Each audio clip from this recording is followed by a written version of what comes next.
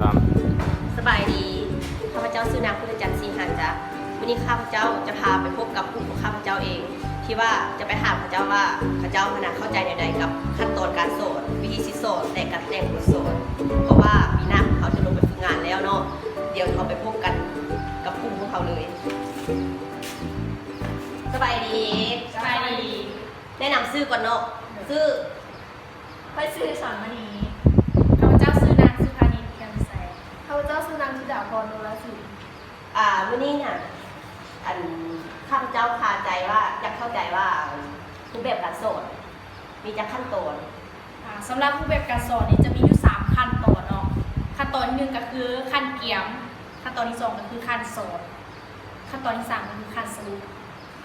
ต่อไปข้าพเจ้าจะว่าขั้นที่1เลยเนาะขั้นเกี่ยมขั้นเกี่ยมก็คือ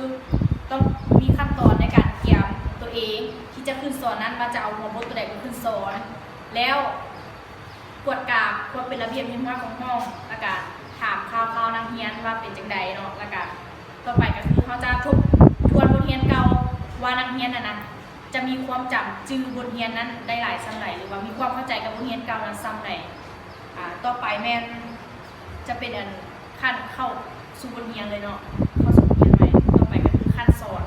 ต่อไปจะเป็นขั้นสอนเนาะขั้นสอนนี้เราจะเริ่มเอาบทเรียนใหม่ที่เราทบทวนจากบทเรียนเก่ามาแล้วเนาะต่อไปเราจะเป็นขั้นเข้าสู่บทเรียนใหม่คือตัวอย่างว่าหัวข้อการจิตวิทยาหัวข้อบุคลิกภาพเนาะเราต้องเอาหัวข้อนั้นมาเอาหัวข้อนั้นมาเว้าและเมื่อเราเว้าแล้วเราก็เราอาจจะตั้งคำถามขึ้นมาแล้วจัดเป็นกลุ่มให้นักเรียนสนทนากันในเมื่อจัดเป็นกลุ่มแล้วก็ให้เวลา 2-3 นาทีแล้วเขาก็เอาวันนักเรียนออกมาต่างหน้าหรือว่าออกมาอธิบายหรือว่ารายงานเนาะต่อไปแล้วก็ในเมื่ออธิบายรายงานจบแล้วครูก็ต้องเป็นผู้สรุปคำว่านั่นคือสรุปให้นักเรียนฟังคือว่าเนื้อในบทเรียนนี้มันเล่าถึงหยังเนาะในขั้นตอนสุดท้ายเนาะก็คือขั้นกำเนิดหรือว่าขั้นสรุปในเมื่อเขาเรียนจบบทนั้นแล้วเขาก็ต้องมาสรุปให้เขาเบิ่งแล้วตัวว่าในบทนี้มันเขาเรียนเกี่ยวกับประเด็นอย่างที่เขาเอามานะครับเป็นเขาก็จะอ่านมาถามนักเรียนคือว่าเขามีข้อข้องค้าใจตัวใดที่อยากถามคืนบอว่าตัวนี้เฮียบ่เข้าใจสามารถให้นักเรียนถามคืนได้แต่ว่าถ้านักเรียนบอกว่าเข้าใจหมดแล้วเขาก็จะมาถามเขาคืนเบิ่งว่าพวกเขานั้นมีความเข้าใจในใจเกี่ยวกับบทนี้แล้วให้เขาอาจจะตั้งคำถามขึ้นมาว่าเขาตั้งคำถามนี้ขึ้นมาเพื่อจะถามว่าในเขาเข้าใจแบบไหนในข้อนี้แล้วก็สามารถถามเขาได้ในการเพื่อถ้าเขาจะควรจะบอกเขาว่าในหัวข้อที่เขาเรียนมาเขาสามารถเอาเป็นหูไส้นำไส้ได้ตั้งไหนในชีวิตประจำวันของพวกเขาเพื่อให้การใช้ชีวิตประจำวันของพวกเขานั้นมีประสิทธิภาพมากขึ้นเนาะผ่านมาฮันกับแม่ขั้นโตแล้วเนาะวันนี้เขามาเบิ่งว่าวิธีสิสอนในปัจจุบันนี้นะที่ครูเพิ่นจะมักนำไส้นะเป็นวิธีสิสอนแบบไหนสอนวันนี้สำหรับปัจจุบันที่เพิ่นไซน์เนาะจะเป็นการสอนแบบเน้นผู้เรียนเป็นศูนย์กลางย้อนว่า